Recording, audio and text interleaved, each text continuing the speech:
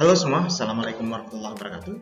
Selamat datang di channel ini dengan saya Dr. Khalid. Hari ini kita akan membahas bagaimana cara mencegah efek dari sinar matahari. Yuk kita berkenalan dengan fotoproteksi. Sebelum kita membahas lebih lanjut, kita perlu tahu apa sih fotoproteksi. Fotoproteksi adalah suatu proses yang membantu mencegah atau mengatasi kerusakan yang disebabkan oleh pajanan radiasi UV yang berlebihan. Efek dari pajanan sinar matahari dapat menguntungkan maupun merugikan.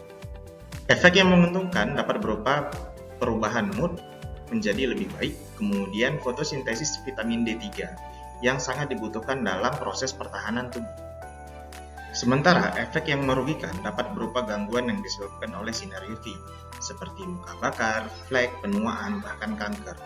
Selain itu, gangguan juga dapat disebabkan oleh sinar tampak yang berperan dalam proses penuaan dan flek, dan sinar red yang juga membantu dalam proses penuaan. Berikut contoh-contohnya. Yang pertama, flek. Yang kedua, proses penuaan. Terlihat di sini pipi sebelah kanan dan pipi sebelah kiri berbeda. Terus kemudian yang ini adalah proses penebalan dari dinding kulit.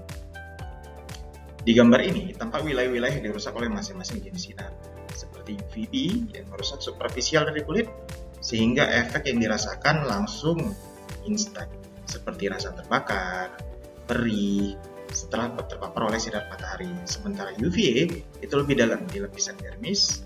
Dia akan merusak DNA dari kulit sehingga efek yang dialami itu membutuhkan waktu. Untuk mencegah efek buruk dari sinar matahari tersebut, kita membutuhkan alat bantu yang disebut dengan fotoprotektor. Fotoprotektor sendiri terdiri dari beberapa jenis. Ada bahan yang mempengaruhi transmisi UV kulit, seperti agen fotoprotektif alami. Di dalamnya terdapat ozon, polutan, awan, kabut. Kemudian ada agen biologis alami seperti kromofor epidermis, yaitu berupa suatu molekul yang dapat menyerap sinar terletak di lapisan kulit bagian atas, yaitu epidermis. Kemudian ada agen fisik seperti pakaian, topi, make up, kacamata, kaca film. Kemudian ada ultraviolet filter, atau sering kita sebut dengan tabir surya. Nanti kita akan memperdalam pembahasan tentang tabir surya. Ada juga bahan-bahan yang dapat mempengaruhi efek ultraviolet pada kulit secara sistemik, di antara lain antioksidan yang terdapat pada vitamin A, vitamin C, vitamin E, dan lain-lain. Kemudian dietary agent seperti karotenoid dan flavonoid yang terdapat di buah-buahan. Kemudian jenis obat seperti antihistamin, aspirin, kortikosteroid, anti-malaria, dan yang paling penting di sini adalah mikronutrien, terutama mineral yang terdapat pada air bermineral.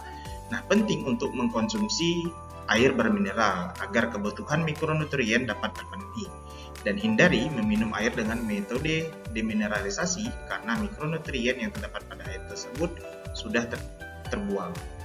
Nah, keuntungan dari fotoproteksi sistemik ini adalah mudah untuk digunakan, kemudian mencakup seluruh tubuh dan tidak perlu memperhatikan substantivitas. Baik, sekarang kita akan fokus di tabir surya yang di dalamnya terdapat sunscreen dan sunblock. Tabir surya terdiri dari dua jenis, ada yang organik dan ada yang inorganik. Mari kita bahas yang organik terlebih. Tabir surya organik sering disebut dengan chemical sunscreen yang dapat bekerja dengan cara menyerap cahaya. Keunggulan dari sunscreen ini adalah dapat diserap oleh kulit sehingga lebih estetik. Kemudian bersifat hidrofobik yang dapat mencegah air masuk ke dalam kulit. Namun memiliki kelemahan, yaitu bersifat iritatif sehingga tidak dapat digunakan pada bayi kurang dari 6 bulan atau pada orang dengan kulit sensitif.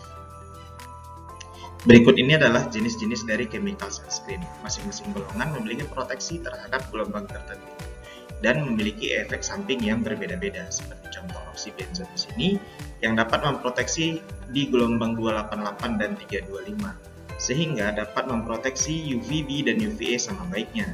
Namun, dia juga memiliki kekurangan, yaitu memiliki persentase dermatitis kontak paling tinggi dan cenderung tidak stabil. Baik, sekarang kita akan membahas yang inorganik. Tabir surya inorganik juga sering disebut dengan physical sunblock, yang bekerja dengan cara merefleksikan cahaya sehingga sinar UV tidak dapat masuk ke kulit. Keuntungan dari bahan ini adalah sifat potensi alergeniknya yang rendah, tidak toksik, photostable, dan tidak ada penyerapan sistemik, namun memiliki kekurangan, yaitu komedogenik, sehingga tidak cocok untuk digunakan pada orang dengan kulit berminyak dan berjerawat.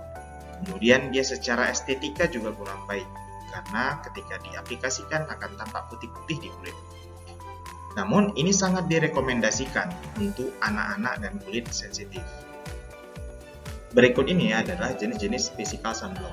Yang menarik perhatian saya adalah titanium dioxide. Selain dapat merefleksikan cahaya UVA dan UVB, dia juga dapat merefleksikan cahaya dari visible light, sehingga proses penuaan dan flek itu lebih dapat diatasi. Sekarang timbul pertanyaan, manakah tabir surya yang cocok untuk teman-teman?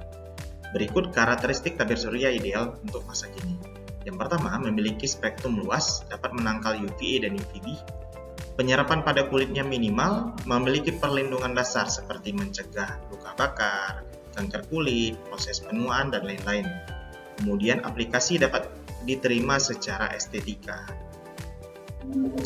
Aplikasi mudah, tidak iritatif, tidak alergenik, tidak toksik, dan tidak mewarnai.